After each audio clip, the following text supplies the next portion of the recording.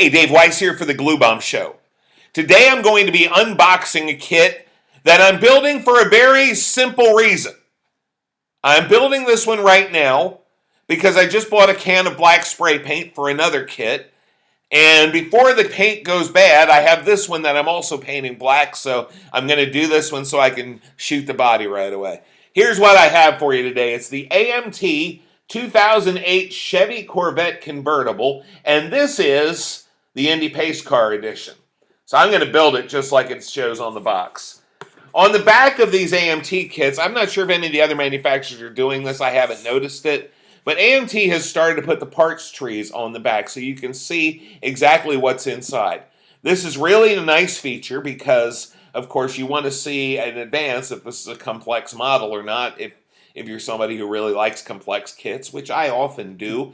But this particular one, as you can see, there's not many parts trees here. That's because this is what they call a curbside kit.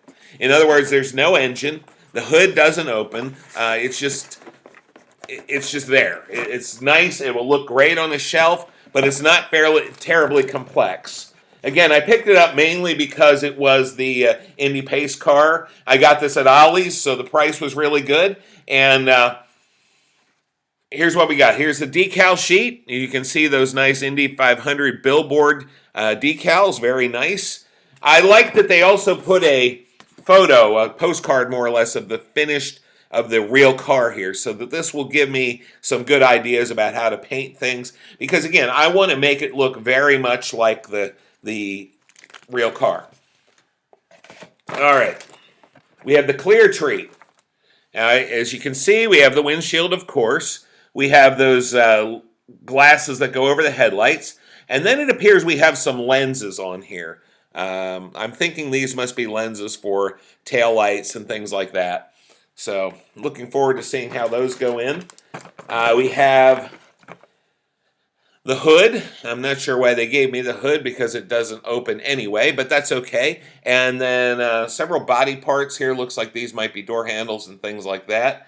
I'm not sure. We will look at that as we go, and I'll give you that on the review when I finish it. We also have some inside door panels, which are pretty nicely detailed. I'll be able to paint this pretty well. We have these brake drums, the interior wheel things, and I'm looking forward to getting those in because this is a steel axle car. And I thought this was interesting. There's steel axles. There's also screws to screw the body in place. I like that. That's okay. Now look at this. The tires are rubber tires, and the seats are also made of that same material.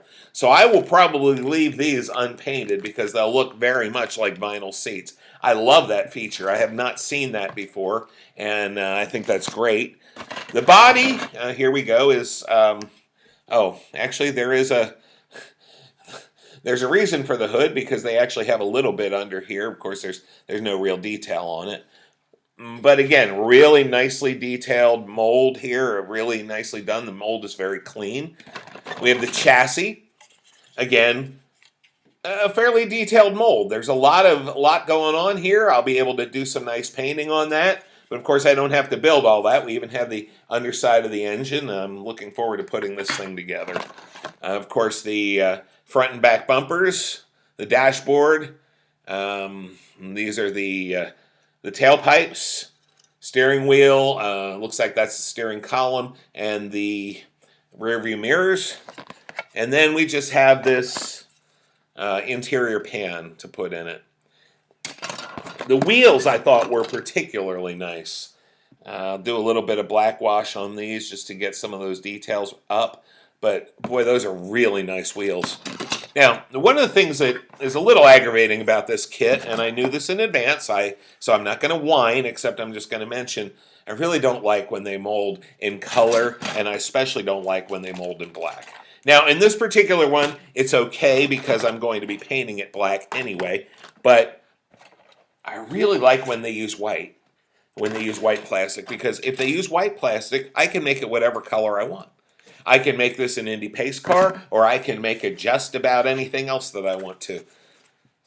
This way I'm a little more limited with what I can paint it. If I want to paint it another color, I would have to use primer first and things like that, and that's okay. But I kind of like to just lay the color on. The instructions are pretty simple, right? It shows how to put the dash together, shows where all the decals go on the dash. So any place, I'm going to have some really nice details because of the decals. And low profile tires, of course, and they're going to get put on those really nice rims. And you see the chassis here. Again, the instruction, this is not a complicated kit.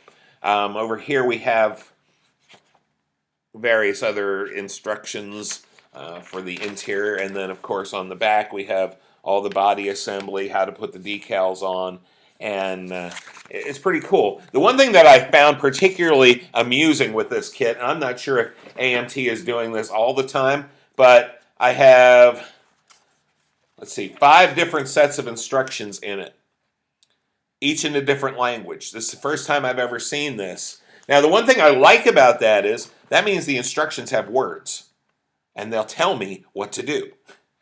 Because sometimes you see these diagrams, and the guys who illustrate them, I'm sure, do their best, but sometimes those illustrations are not easy to see, so I love when they put words on them. But that's the first time I've ever bought a kit, especially one this simple, that has 5 different instruction sheets in it.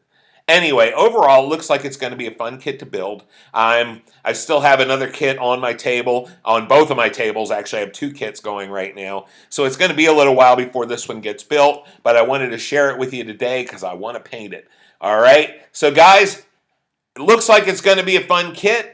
And again, it's curbside, so I should be able to put it together fairly quickly. So if you're looking for a short build, this might be for you. Again, Ollie's usually has a couple of these curbside kits floating around, so if you get an opportunity to go to your local Ollie's, they cost about $10. So it's a fun little kit. If you don't have a lot of time to put something together, you can have some fun with this. So that's it for me for today. You guys take care, and remember, model building is supposed to be fun, so have fun.